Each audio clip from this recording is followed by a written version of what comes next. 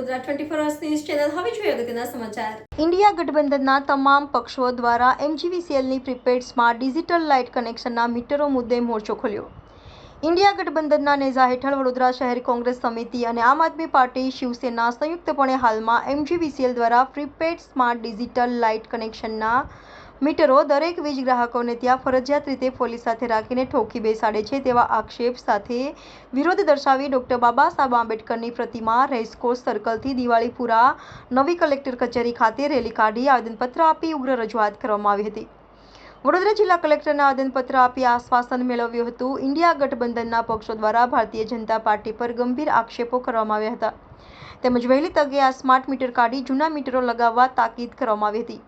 જો વહેલી તકે જૂના મીટરો લગાવવામાં નહીં આવે તો આગામી દિવસોમાં ગાંધી ચિંધ્યા માર્ગે ઉગ્ર આંદોલન કરવામાં આવશે તેવી ચીમકી ઉચ્ચારી હતી। આ રેલીમાં સમર્થનમાં મોટી સંખ્યામાં લોકો સ્વયંભૂ જોડાયા હતા। આજે ઇન્ડિયન નેશનલ કોંગ્રેસ અને આમ આદમી પાર્ટીના કેટલાક પ્રતિનિધિઓ આવી અને સ્માર્ટ મીટરનો જે પાયલોટ પ્રોજેક્ટ છે એના માટે એક આવેદનપત્ર રજૂ કર્યું છે, જે પ્રણાલિકા અને નિયમ પ્રમાણે સરકારશ્રી સમક્ષ અમારે એમનું આવેદનપત્ર પહોંચાડવાનું થાય છે એ અમે પહોંચાડી દઈશું। ઇન્ડિયા ગઠબંધનના ભાગરૂપે આજે આમ આદમી પાર્ટી વડોદરા શહેર દ્વારા જે રીતે વડોદરા શહેરના તમામ વિસ્તારોની અંદર સ્માર્ટ મીટર પ્રીપેડ મીટર જે લગાવવાની કામગીરી ચાલુ થઈ રહી છે ત્યારે અમે એનો સખત શબ્દોમાં વિરોધ કર્યો છે।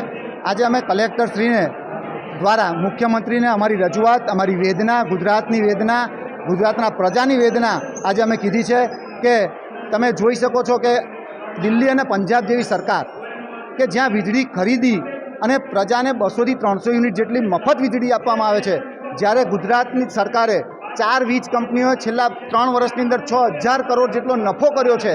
આ નફો કર્યા હોવા છતાં પણ આજે પ્રજાને જ્યારે લૂંટવાની વાત થઈ રહી છે એનો સખત શબ્દોમાં અમે વિરોધ કરીએ છીએ। અમારી એક જ માંગ છે કે જે ડિજિટલ મીટરો હતા જેની હજુ વેલિડિટી 15 વર્ષની છે, એ 15 વર્ષની વેલિડિટી હજુ બાકી છે, ત્યારે સ્માર્ટ ડિજિટલ મીટર અમારે કોઈ જરૂર નથી। જેથી કરીને તમે આ સ્માર્ટ ડિજિટલ મીટર મૂકી અને પ્રજાને જે 3 ગણું વેરો ભરવાનો આવે છે, જેના ફાયદા તમે બતાવ્યા છે પરંતુ એના ગેરફાયદા નથી બતાવ્યા, એનું દુઃખ છે। અને અમે આપના માધ્યમથી કહીએ છીએ કે વડોદરા શહેર અને ગુજરાતની જનતાને કે જ્યાં જ્યાં આ સ્માર્ટ ડિજિટલ મીટર લગાડવામાં આવે તેનો સમૂહમાં વિરોધ કરવામાં આવે એવી મારી સૌને વિનંતી છે। અત્યારે જે રીતના સ્માર્ટ મીટર્સ કમ્પલસરી અમુક વિસ્તારોમાં નાખવામાં આવ્યા છે, ગરીબ વિસ્તારોમાં જે લોકો ટેકનોસેવી નથી એમના માથે આ સ્માર્ટ મીટર્સ થોપવામાં આવ્યા છે। નાગરિકોનો અનુભવ એવો બી છે કે મીટરમાં જે બિલ આવે છે એમના રેગ્યુલર બિલ કરતાં ખૂબ વધારે આવે છે।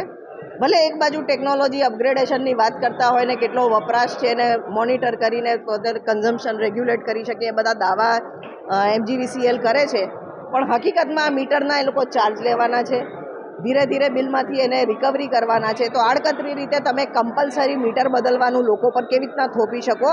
આ શક્ય નથી। જૂના મીટરના ઓલરેડી એ લોકોએ ભાડા ભરેલા છે, એ લોકો વર્ષોથી એની અનામત મૂકેલી હોય, ત્યારે નવા મીટર આ રીતે થોપી દેવાના, એના ચાર્જ લેવાના અને પાયલટ તમારે કરવો તો એક્સપેરિમેન્ટ બેઝિસ પર તો એવા લોકોમાં કરવું જોઈએ જે લોકો ટેકનિકલી ક્વોલિફાઈડ હોય, જે લોકોને બિલ્સ વધારે આવતા હોય ને એ લોકો આમાં મોનિટર કરીને બચત કરી શકે। પણ તમે કમ્પલસરી ગરીબ વિસ્તારોમાં જે રીતના મીટર્સ બદલ્યા છે કોઈ બી જગ્યાએ વ્યાજબી નથી। લોકોને જૂની સિસ્ટમમાં રિવર્ટ થવાનો ઓપ્શન બી હોવો જોઈએ। જો તમારા મીટર સ્માર્ટ મીટર સારા હશે, બેનિફિશિયલ હશે તો ઓટોમેટિક લોકો એના તરફ વળશે। આ ફરજિયાત કરવાની જરૂર ક્યાં હતી? આ બાબતે આવેદનપત્ર આજે કલેક્ટર ઓફિસમાં આપ્યું છે। એક્ઝેક્ટલી, અમુક લોકો ભારત દેશમાં ઇલિટરસીનું પ્રમાણ બી ખૂબ મોટું છે। તમે સ્માર્ટ મીટરની વાત કરો, એ કમ્પલસરી કઈ રીતના કરી શકાય? જ્યારે તમે 100% તમે લિટરસી નથી મેન્ટેન કરી શકતા, લોકો પાસે 100% લોકો પાસે સ્માર્ટફોન ના હોય, તો આ સ્માર્ટ મીટર કમ્પલસરી કઈ રીતના થઈ શકે? આ મરજિયાત હોવું જોઈએ અને લોકોએ સ્વૈચ્છિક ઓપ્ટ કરવું જોઈએ, અને જો એમાં બેનિફિટ હશે તો ઓટોમેટિકલી લોકો એમાં ટર્ન